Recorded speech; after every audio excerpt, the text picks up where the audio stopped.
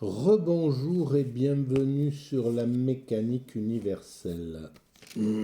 Alors, aujourd'hui, nous sommes toujours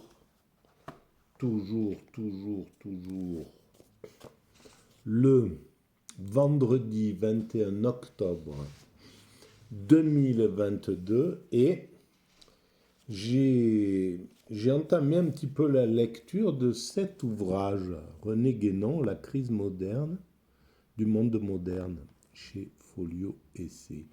Et en fait, j'ai lu un petit peu la présentation de l'auteur, la première vidéo. Ensuite, j'ai lu l'avant-propos et je me demande si je vais pas commencer un tout petit peu du premier chapitre, l'âge sombre.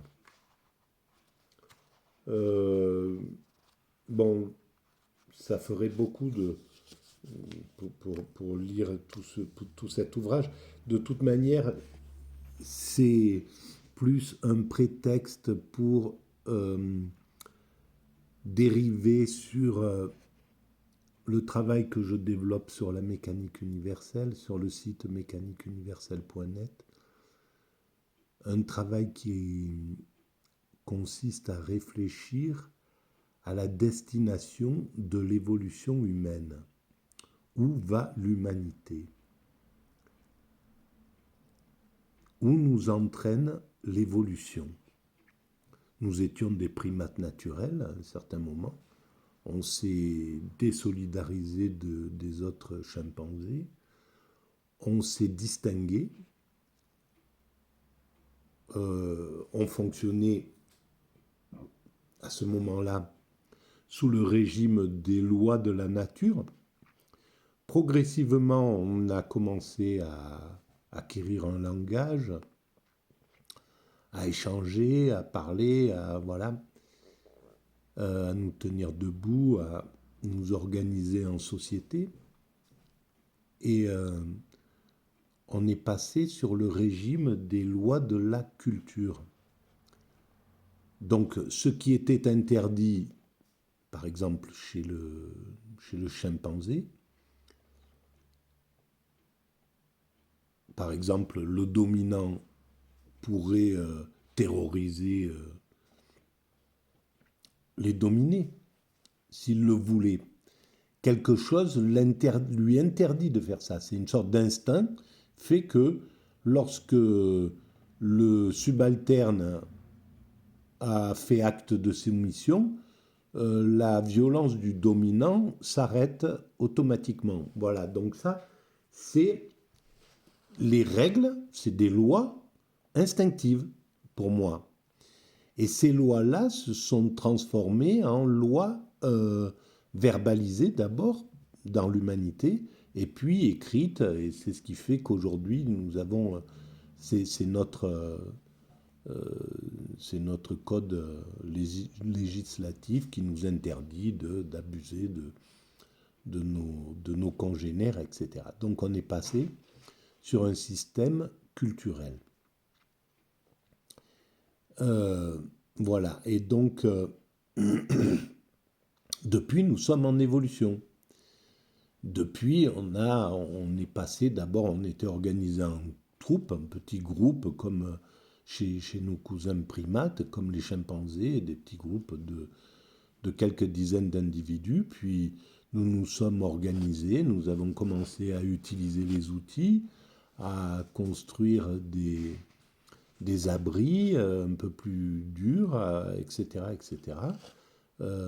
Et puis ça a dérivé vers du clan, on est passé au village. Plusieurs villages se sont rassemblés, c'est devenu des cités. Plusieurs cités se sont rassemblées, c'est devenu des pays.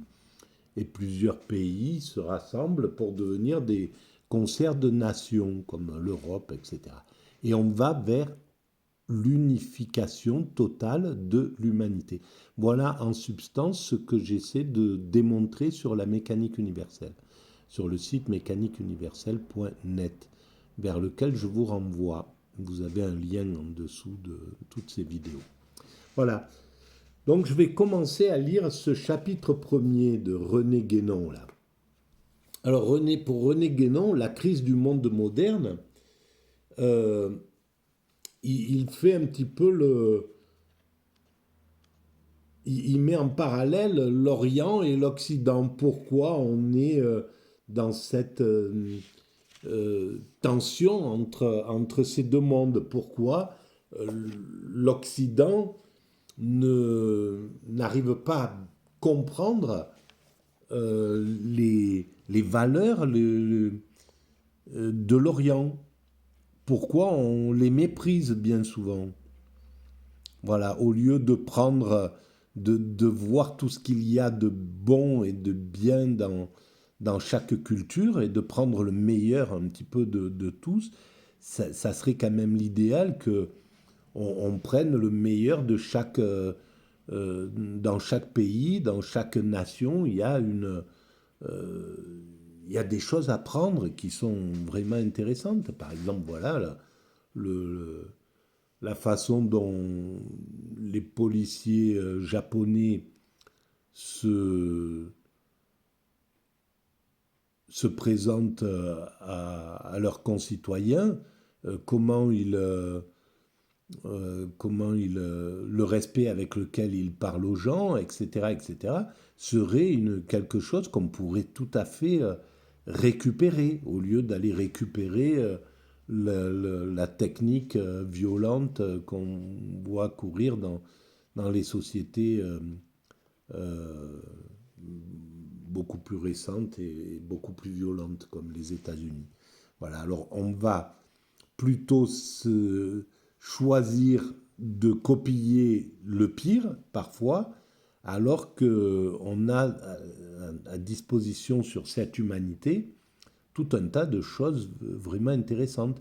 Les sages aborigènes, on pourrait vraiment aller les écouter. Les sages africains, on pourrait aller les écouter. On pourrait essayer de comprendre ce que propose le soufisme. On pourrait aller écouter ce que les religieux, les rabbins proposent à la société humaine. Voilà. Il y a des choses, il y a des bonnes choses à prendre de partout, dans l'hindouisme, dans le bouddhisme, en Inde, en Chine, etc., etc. On pourrait vraiment avoir une vision beaucoup moins narcissique des choses du monde, du reste du monde. Et c'est un peu mon cheval de bataille en dehors de ma réflexion téléologique. C'est pourquoi il y a quand même j'ai une propension assez à m'engager, à être engagé dans mes propos politiquement pour essayer de réveiller cet Occident me, qui me révolte et, et je me dis que si on fait rien si on le laisse sombrer comme ça dans ce narcissisme et cette surdité à autrui, eh bien, on n'a pas de chance de vraiment faire partie des influenceurs du 21e et du 22e siècle, si on se comporte comme ça. Voilà. Les plus humbles passeront, à mon sens. Alors, l'âge sombre, je vais commencer à lire un petit peu ça. Voilà. Et je pense que ça sera la dernière vidéo à propos de ce livre de René Guénon. Mais on verra. Bon. Alors, la doctrine hindoue enseigne que la durée d'un cycle humain, auquel elle donne le nom de Manvantara, se divise en 4 âges. En 4 âges, en fait. Qui marquent autant de phases d'un obscurcissement graduel de la spiritualité primordiale. Ce sont ces mêmes périodes que les traditions de l'Antiquité occidentale, de leur côté, désignaient comme les âges d'or, d'argent, d'airain et de fer. Voilà. Donc, c'est les Grecs, hein, c'était l'Antiquité occidentale. en fait, je pense qu'il y avait beaucoup de circulation entre l'Inde et à cette époque-là, à moins 500, moins 600, moins 700 avant Jésus-Christ. Je pense que les pythagoriciens, voilà, les premiers, les présocratiques avaient déjà étaient déjà en relation avec les spiritualités asiatiques, à mon sens. Voilà. Donc l'âge d'or, l'âge d'argent, l'âge d'airain et l'âge de fer. Et nous sommes présentement dans le quatrième âge, le Kali Yuga, ou âge sombre. C'est ce qu'il prétend, hein, donc René Guénon. Et nous y sommes, dit-on, depuis déjà plus de 6000 ans. Ah ben alors là, 6000 ans, c'était le début de la civilisation, des grandes civilisations. Donc, je doute que ce calcul, que ce calendrier soit le bon. C'est-à-dire depuis une époque bien antérieure à toutes celles qui sont connues de l'histoire classique. Depuis lors, les vérités qui étaient autrefois accessibles à tous les hommes sont devenues de plus en plus cachées et difficiles à atteindre. Ceux qui les possèdent sont de moins en moins nombreux, et si le trésor de la sagesse non humaine, antérieure à tous les âges, ne peut jamais se perdre, il s'enveloppe de voiles de plus en plus impénétrables, qui les dissimulent au regard et sous lesquels il est extrêmement difficile de les découvrir. Alors voilà, moi je ne suis pas dans cette lignée-là. Je pense que moi je suis du côté linéaire des spiritualités. Je suis plus proche de cette vision-là, c'est-à-dire celle qui démarre avec le judaïsme, le christianisme, l'islam, c'est-à-dire voilà, on part d'un point et on évolue progressivement vers l'âge d'or qui serait la révélation, l'apocalypse. Voilà, cette période où Dieu, c'est-à-dire l'amour, la somme de l'essence amour, revient s'impose sur la terre en somme. Voilà, je suis plutôt favorable à ce type de pensée linéaire. C'est pourquoi il est partout question, sous des symboles divers, de quelque chose qui a été perdu, en apparence, tout au moins, et par rapport au monde extérieur, et que doivent retrouver ceux qui aspirent à la véritable connaissance. Mais il est dit aussi que ce qui est ainsi caché redeviendra visible à la fin de ce cycle, qui sera en même temps, en vertu de la continuité qui relie toutes choses entre elles, le commencement d'un cycle nouveau. Mais, demandera-t-on sans doute, pourquoi le développement cyclique doit-il s'accomplir ainsi dans un sens descendant, en allant du supérieur à l'inférieur, ce qui, comme on le remarquera sans peine, est la négation même de l'idée de progrès, telle que les modernes l'entendent. Pourquoi alors ? C'est que le développement de toute manifestation implique nécessairement un éloignement de plus en plus grand du principe dont elle procède.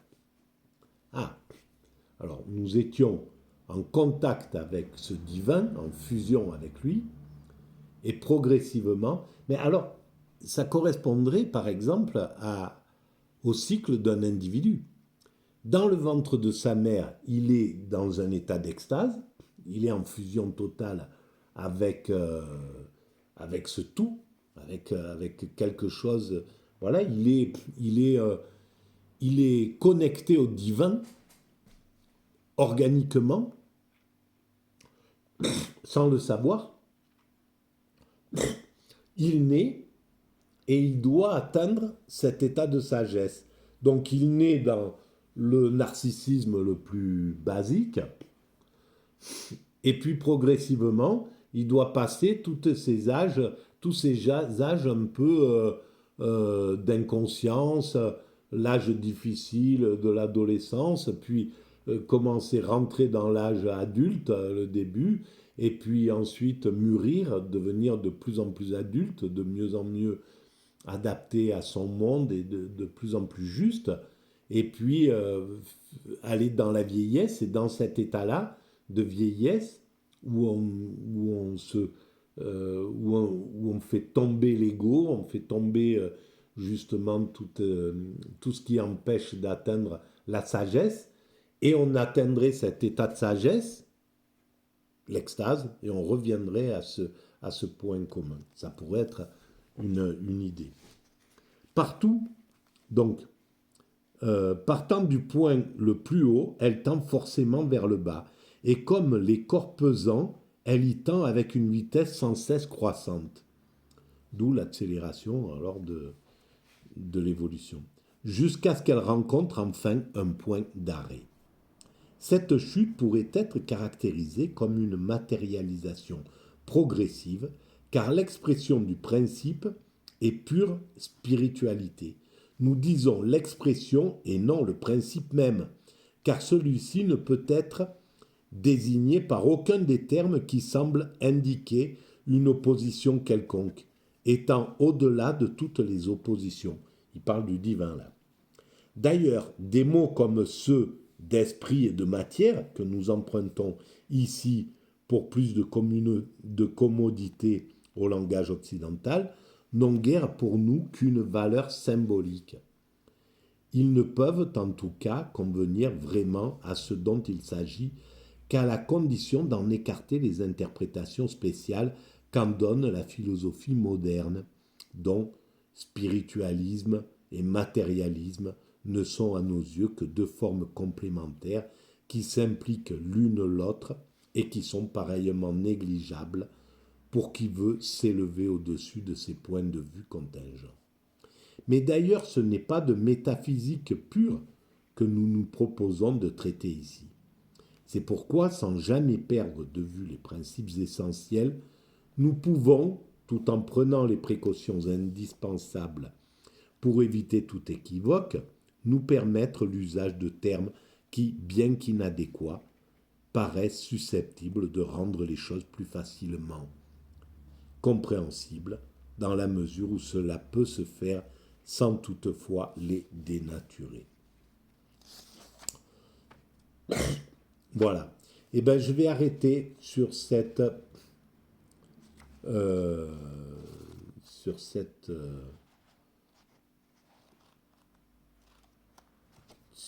fin de petit sous-chapitre. Voilà. Eh bien, à très bientôt. Merci de votre écoute. À bientôt.